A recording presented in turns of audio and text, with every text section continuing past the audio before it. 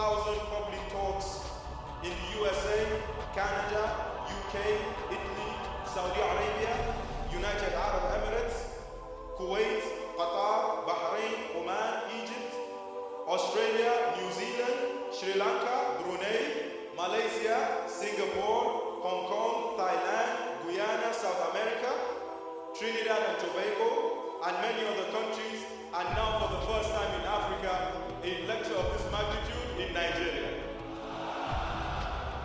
He is ranked in the top 62 list of the 500 influential Muslims in the world, published by George Washington University in the year 2011 and 2012.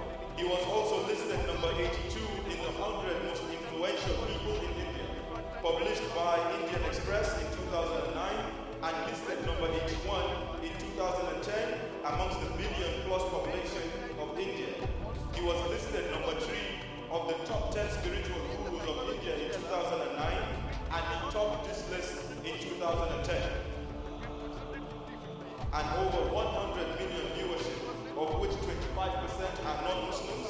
In its footsteps, he launched Peace TV movement. My dear brothers and sisters, help me give a resounding welcome to our honorable guest, Dr.